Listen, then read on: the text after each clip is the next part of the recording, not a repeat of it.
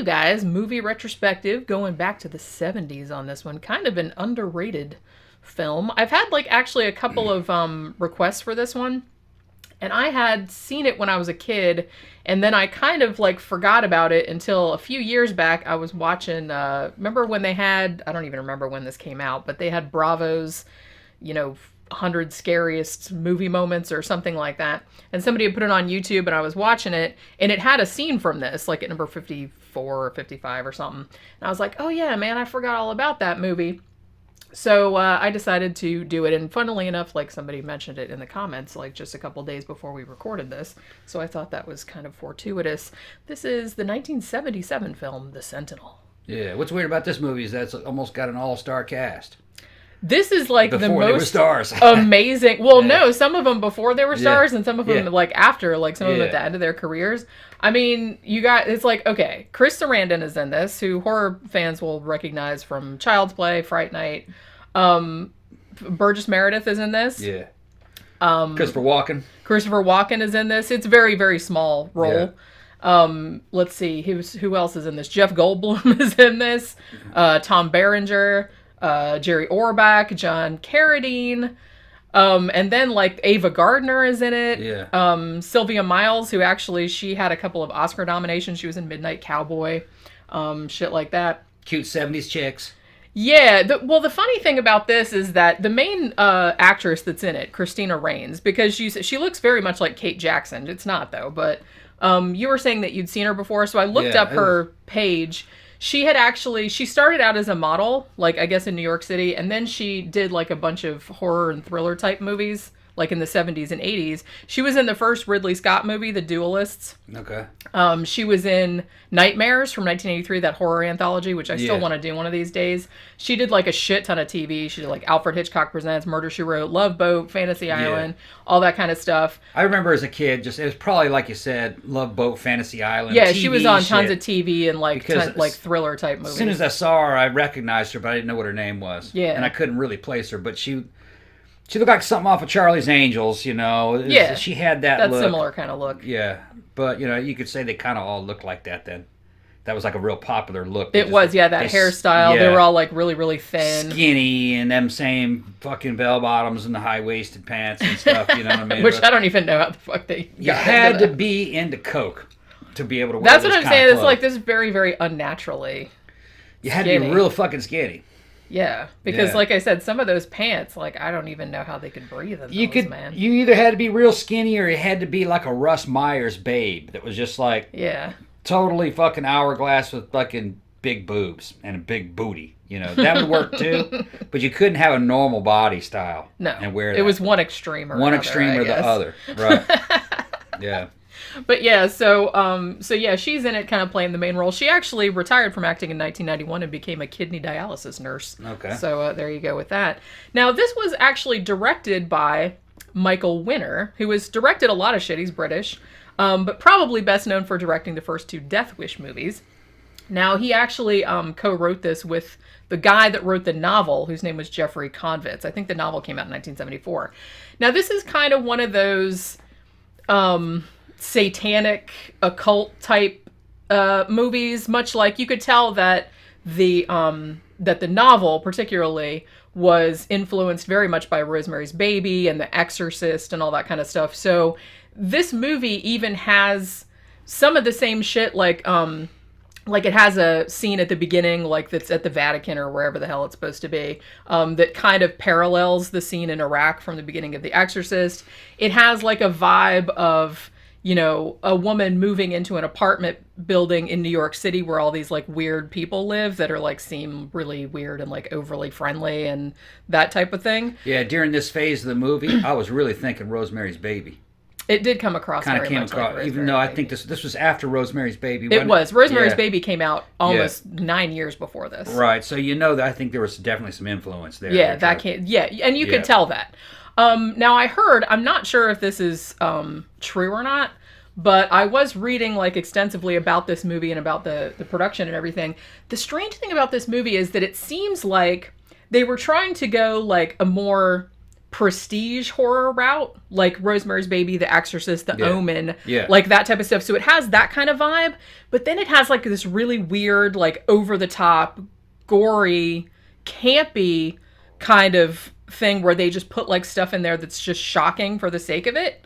Which is a really, was good. It was, yeah. It was like a really interesting juxtaposition. So I can see why, like a lot of people that saw it back in the day, because I remembered like a few scenes from it like very vividly from when I was a kid, because I probably saw it in the early 80s on cable or whatever, and that some of the scenes like really stuck with me. So I feel like if you saw it back then, it was one that really stuck with you. If you see it now, it's like it's tonally, it's very strange. It's a very strange movie, but not in a bad way. It almost kind of like it has, it was like experimental. It had all of these kind of, you know, disparate elements to it, and so it's kind of a weird. Yeah, you know what it kind of struck me as, kind of like Rosemary's Baby and The Changeling, which were kind of like serious fucking movies. But then it would have like some weird gore that looked like it came out of a damn Italian movie. Yeah, and you're not the first person to say that too. It's like, it's like because, like I said, I heard that this was actually originally supposed to be like a more prestige project. Like I said, directed by Don Siegel, who had also done. I mean, he's done a shit ton of stuff, but I think most recently he had done like the Invasion of the Body Snatchers and all that from the 70s. And so I think as more people like started falling away, but they still ended up with this like amazing fucking cast. Oh, I also forgot to mention Beverly D'Angelo, very famous from like the National Lampoon Vacation movies. She's in this as a mute ballet dancer who masturbates in front of someone for no reason, and it's just like very. So, like I said, it's a very weird. Yeah, there was a reason though. What they were talking about is, I remember back in those days, they were having these weird like cults that were supposed to be like self-help groups, and they would fucking like make people fucking like jerk off in front of each other to like make them more comfortable with themselves and other people. And it was like but really what it was is I think it was just run by fucking perverts. Probably. More than anything else. But, you know, they back in the 70s, they had all the damn experimental, you know, psychology type shit. Yeah, I remember that type of stuff. And what it was like an older like witch type chick and her younger girlfriend were big into this. And if you look at the older witch type chick, it's the fucking gypsy from Funhouse.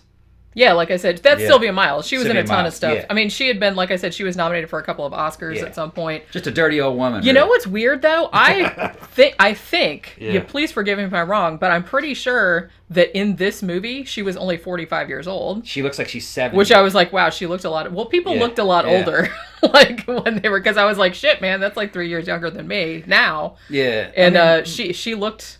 She always looked like some dirty old lady that would, you know... that's the part that she played in. Yeah, and every time I've seen her in a movie, she's a dirty old lady that's trying to put it on you.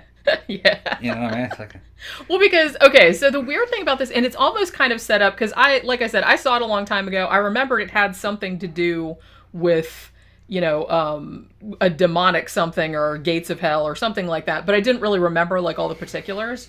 So it's almost set up like a murder mystery, kind of, you know what I mean? Like a mystery where, you know, you have Christina Rain's character who is named Allison, and she's a model, and she has a boyfriend who's a lawyer. He's played by Chris Sarandon.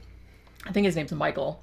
And, you know, he wants to marry her and that, you know, do the whole family, you know, settling down thing. And she's like, well, she'd had some mental problems in the past. She'd had a couple suicide attempts. Like there's like a kind of a funny, horrific flashback of like her catching her naked, gross dad, like having a threesome with like these two prostitutes, and he had all the bases covered too. He had a big fat one and like a hot skinny one at the same time. Well, yeah, it's like I said, he had like a little. It was bit full of spectrum. Full spectrum lechery. Yeah. He's trying to cover all of it. Yeah, so like her dad dies, so that brings up like you know, all these kind of like things from her past and like her, you know, suicide attempts and everything. So she tells him, she's like, look, I still love you, I still want us to stay together, but I need my own place, you know, I want to sort my shit out before like I can commit to you and all this other kind of stuff. Very, very 70s. So she finds this amazing brownstone, like an apartment in Brooklyn Heights, and they did actually film it there, so like all the locations and stuff, that is where they say it is. I'm not sure about the inside, but the outside of the brownstone and everything, that actually was in Brooklyn Heights where they shot it. So she finds this apartment for just like an amazingly low price, like $400 a month, which I think was, I mean, that was cheap for Brooklyn Heights even back in 1977. I mean, because it's a massive, massive apartment and it's furnished. So she moves in, and immediately she starts meeting these people in the building. First is Burgess Meredith, it's Burgess Meredith. I mean, he comes across as like, he's kind of like this movie's Mrs. Castevet. You know what I mean? Where he's kind of, but he's not quite that obnoxious. Like, he comes over, he's got like a really cute, like black and white cat named Jezebel, which should be a red flag. He also has a little bird, like a little canary named Mortimer, and riding on his shoulder. And he's all super friendly and all this other stuff. And like, he comes across as an old warlock queen, really, what he comes across. Yeah. That's what you're talking It's like he's a little intrusive, but like I said, he doesn't come across as sinister necessarily, not in the same way that Mrs. Castevet comes across as sinister in Rosemary's Baby, even though he's kind of like the equivalent. So as like Dr. Bombay. Yeah, so as it goes on, like, she makes friends with him, and then she tries to introduce herself to, you know, Sylvia Miles and Beverly D'Angelo, who are portrayed, and like I'll get into this a little bit later, but there are some kind of maybe problematic type stuff that happens, like, you know, just because it was the 70s. You know, they're kind of implying that because these women are lesbians, that they're, like, debauched, or, like, they kind of give that sort of vibe, you know what I mean? So the two of them, like I said, she goes down to their apartment to introduce herself, and, you know, one of them, like, Sylvia's all, like, creepy, and then she starts, like, you know, putting the moves on Beverly D'Angelo, and the Beverly D'Angelo starts, like, like masturbating in front of, like... Yeah, she gets herself off in, like, in a few seconds. And I love what the fuck? And I love the way, like, Allison, the character, is just kind of sitting there going, okay, like, not really sure where to look and everything, because it's like she has coffee in her hand, and she's what is happening? Well, they were just fucking... They were just trying to let you know they were basically just like these perverse sexual predators. Yeah. That's, you know... Which, yeah, so that's what I said. That's how you get this kind of Rosemary's Baby vibe. And then there's like this, she gets invited to this party at Burgess Meredith's apartment, and it's a birthday party for his cat, which I guess they were like trying to say it was like fucking weird and stuff back then, but I was like, I don't know, it's not that weird. I mean, we don't have a birthday party for our cats, but I don't think it would be seen as quite as strange. Yeah, back then that would be seen as nowadays, it would be seen as like... nowadays, I think it would be like a little eccentric, but it wouldn't be like, oh my god, this is like demonic, crazy people or anything like that. So they have the party for the cat, and now I'm going to spoil this, so if you haven't seen it, like, go watch it now. You know, it's streaming on YouTube. We streamed it on Xbox. I think it's only $2.99 or $3.99 or something. Yeah, it's worth seeing. You know, it definitely is. It's kind of like a forgotten. You don't really hear it talked about all that much, even in sort of circles of, you know, demonic type movies from the 70s.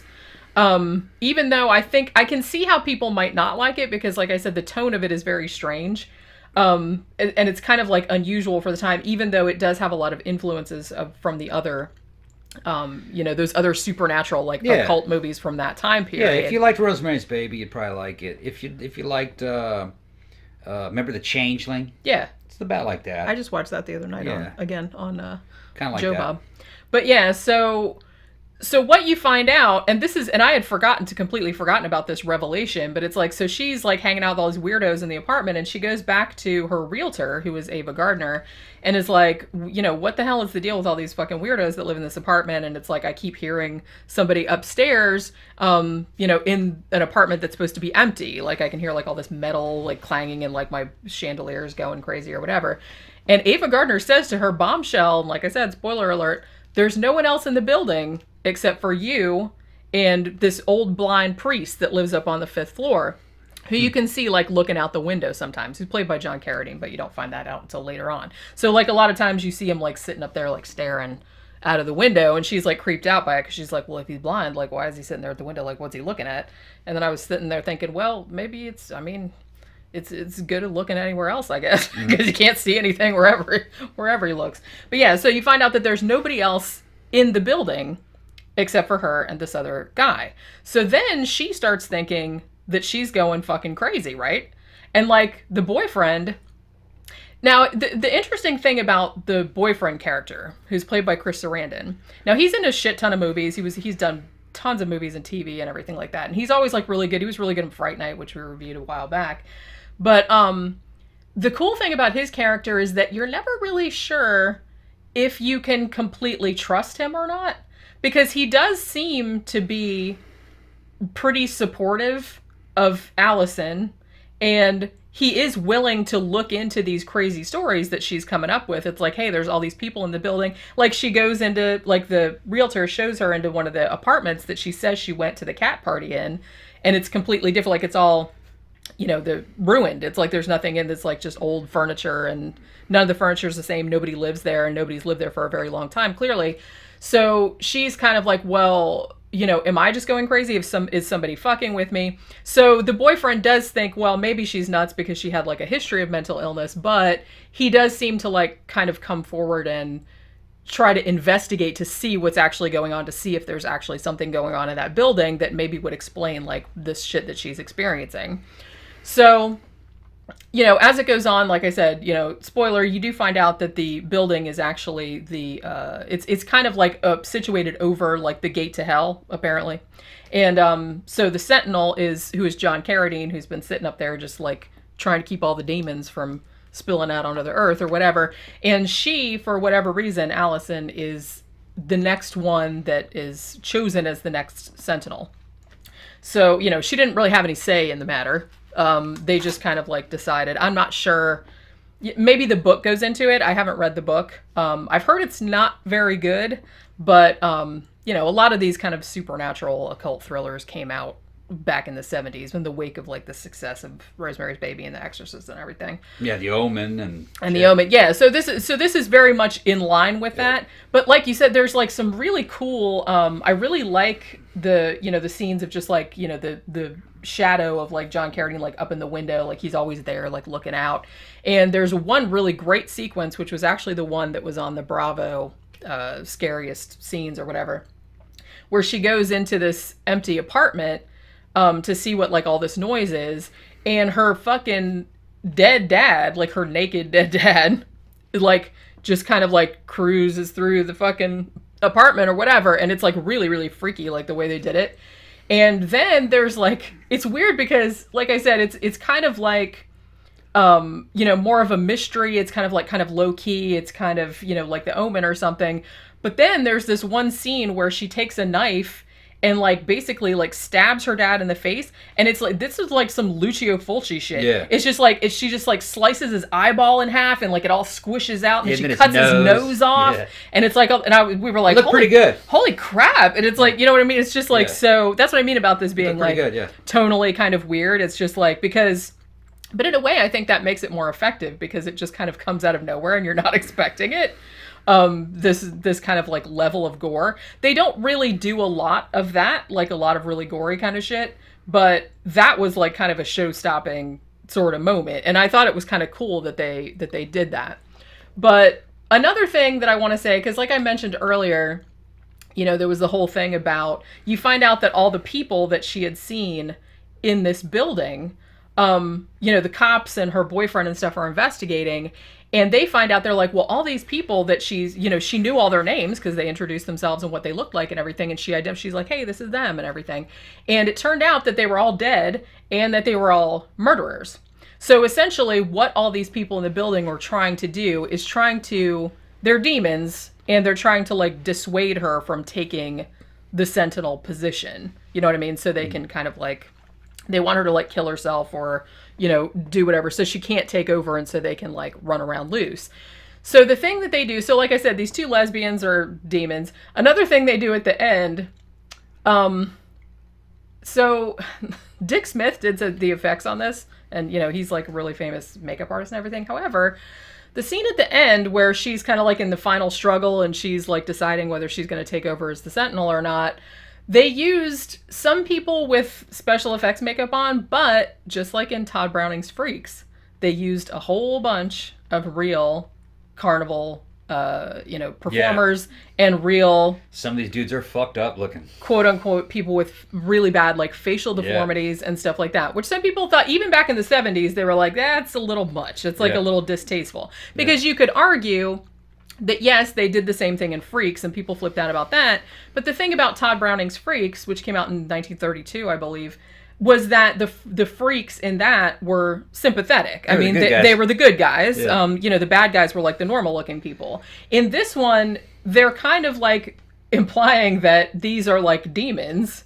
You know what I mean? And they're just like people with really fucked up like looking facial deformities, which I don't know. It bothered me. It didn't bother me like that much, but I'm saying like even back in the 70s, because I read some contemporary reviews of the movie, and even back then they were like, yeah, it's a little sketchy, man. Yeah. It's like, what? Just think about what you're saying with that fucking... Yeah, it looked like he was portraying them as, denizens of hell.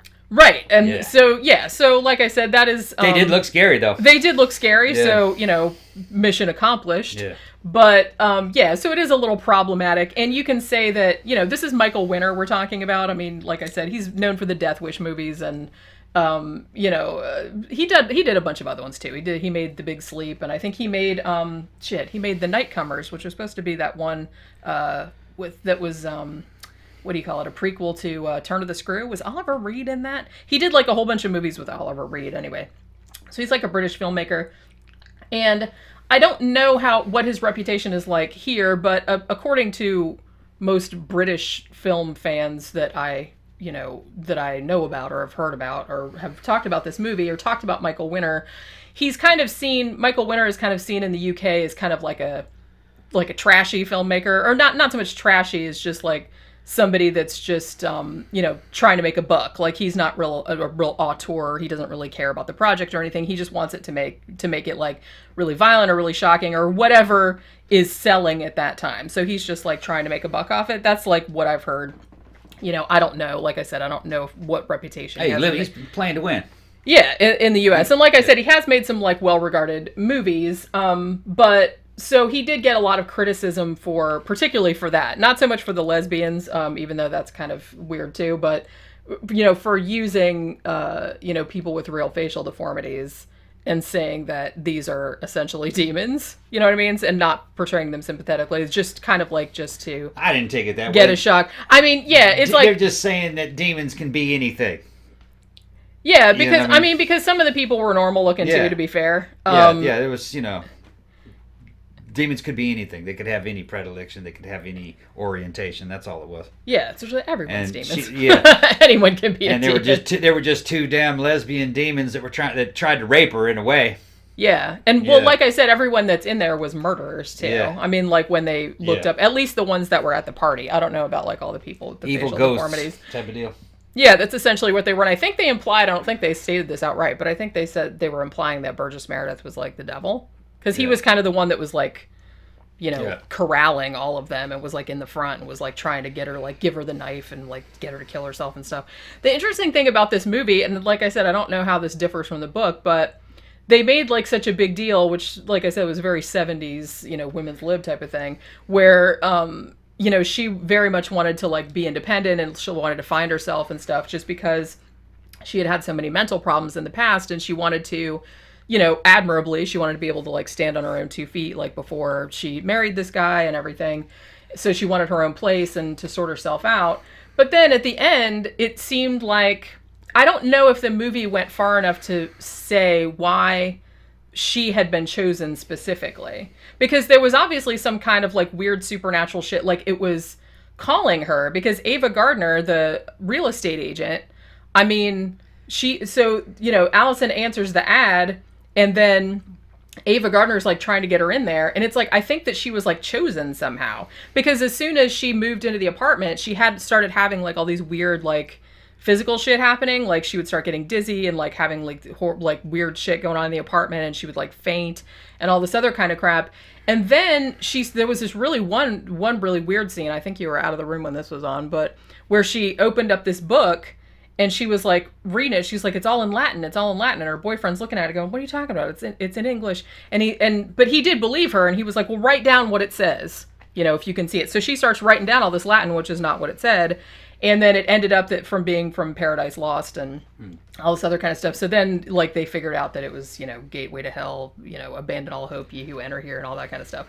So, but I feel like she didn't really have a choice in the matter. Like, it was almost kind of like the Catholic Church or this little group or whatever had, like, chosen her, and there wasn't really anything. I mean, she could choose to, like, not do it, but then all the demons would escape. That's a constant theme in 70s horror. I mean, in The Legacy, the girl that gets chosen by the damn warlock to take his power. This reminded me She didn't even know about this shit going on. This reminded me of that, too. So that was just a constant theme in the 70s, and it was just a plot device. Yeah, you can't read anything into it. No, what I was saying was that I wish the movie had gone more into, like, why she was chosen particularly. We were alive in the 70s. This time, what year was this? 77. Yeah, I was 8 years old. Yeah. Okay. People didn't look into shit that much back then. They were fucking smoking dope and they were doing all kinds of shit. It didn't matter. Whatever. They were just movies. Yeah. And not telling you was part of the movie. Because people didn't question it. It's just, wow, that was a fucking trip, man. That's all it was. They went a little bit into it because, I think it was something to do with her past and, like, her suicide attempts and everything like that. Because I think that was, like, a common thread of all the people that had been, Sentinels prior to that. And like I said, I read, like, a kind of a rundown of the novel, which I think goes a little more into why she was chosen specifically. That might have been in the movie at one time, but they probably just cut that out just to fucking make the movie shorter. The thinking of the time was let's get the movie over with. You know what I mean? There were just enough there to entertain you and to keep you there in the theater and to buy tickets, which it worked. You didn't have the modern situation where the movie is up online and people can watch it over and over again and people can review it and analyze it on YouTube. Talk to other people that are into it. It just that culture didn't exist then. It was just, wow, I saw this movie. It was a fucking trip, man. And that was it. Dude got his eye sliced in half and his nose cut off. You only saw the thing once. There was no VHS really to speak of or video. I know, isn't that funny to think of? You can't judge these things by modern standards. You went and saw the movie in the theater. It was a one-time experience. That was it. You didn't have enough time to look into it. Yeah. You thought about it for a little while. Maybe you went back and saw it again, and they made more money. Cha-ching. But you know what I mean? It just the audiences of the time just didn't need the damn questions answered. Like I can remember going to see Alien, the first Alien with my dad, and that just fucking blew my fucking mind, man. Blew everybody's mind. There's a lot of unanswered questions in Alien 1. A shit ton of them. But people really didn't wonder that much about it. Well, yeah, but like I said, and nowadays that we have fucking Blu-rays that have all these extra features and all that. People did talk about, there was still, like, film criticism and stuff like that, but I think it was a lot more niche, because that was kind of just mostly the purview of, like, an intellectual class that, like, studied film. Yeah, and they were talking to each other mostly. And they were talking to each other, but now it's kind of like, it's almost kind of like become... a universal part of the culture. Yeah, like everyone is kind of into doing that. It might be destroying film, too, because no matter what you make, there's going to be somebody on there saying it's shit. They're going to find all kinds of plot holes. That's true of anything. Yeah. That's been going on for, like, forever. Even if, there's even, if you look at, like, novels, for example, that are considered, like, classics nowadays, if you go back and read some of the reviews of them that came out at the time the novel came out, like in the 17th or 18th century, there are, like, some scathing fucking reviews of, like, some fucking shit that came. So there's always going to be, like, haters and shit talkers and people that, like, think your stuff is shit, even though, like, 200 years from now, like, people are still reading it and still remember and everything. I was just saying that that's just the only thing that bothered me about it is, like, I wish they would have gone more into, like, why she was chosen specifically, and if she was actually drawn to the place, because I kind of got the impression that she was drawn to it somehow, because she was always kind of like, she was a lapsed Catholic. She had been through a whole bunch of shit. Like, her family was fucked up. Her dad had died. And at one point she did, like, try to go back to the church. Like, she was going to come back into the arms of the Catholic Church and everything. So maybe she did have some kind of agency. She just wasn't aware of it. That's kind of what I got out of it. I kind of remember in the times a lot of movies just involved a bunch of shit like predestiny. Yeah. You had to do it because you were a Catholic. Yeah, that's and why. That's just how it works. You're a Catholic, so you got to fucking guard the gates of hell. We picked you, and so now you just have to like sit here on the 5th floor of this brownstone, and we have to be blinded, and you have to take a new name and all this other kind of stuff. The stars of the movies, or the lead characters of the movies, were kind of an avatar for the fucking person watching the movie. So you know what I mean. You're a Catholic, and you got to guard the gates of hell. That's all you need to know. And that's probably what it was. Yeah, like you said, it's almost like some kind of like duty. Yeah, that's like duty. and you just had to do it. And so, like I said, now that I'm thinking about it, it was probably, I don't know if it was as, as them manipulating her as her being maybe drawn toward this particular thing. I think the average person who watching it at the time was probably, had a Christian background. They probably weren't very religious, so. What basically what it was is the story is like you have a religious background, but you're a backslider, so you got to fucking actually go guard the gates of hell. Yeah. For being a backslider. That's probably what it is. It's just that simple. That's what all that shit. The Omen was about that. The fucking Exorcist was about that. It was that same fucking dynamic. And the movies. This movie is a movie of its time. The other ones that I just mentioned were better than this movie. Yeah, this is kind of like your B or C squad of 70s movie, but it's still good, and it's still got like good movie. It's got some really good sequences in it, like some really good creepy. This is the one you see after you've seen those other ones. Well, yeah, obviously everyone should see those. You're right. Like I said, you mentioned The Legacy earlier, and this reminded me of that too. The only other criticism I would give toward this is like the editing for it is a little weird. Like some of the editing is like really, it seems very abrupt. In some places, like, there'll be a conversation going on here, and then, it'll be, like, cut to something else, and it's just, I'm sure it looked like a directorial choice. It was just a little weird.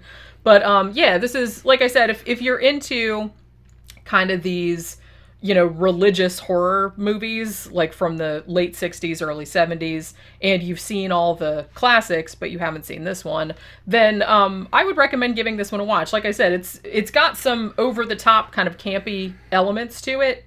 Particularly when, she catches her dad with the prostitutes and, so, and there's a couple moments of like really kind of like explicit gore, which kind of comes out of nowhere, which I like because I thought it was like more shocking. Because if you do too much gore, it's kind of like people are like, but yeah, so it had some really effective sequences in it. And it's kind of like a really weird story. So, I'm into 70s horror.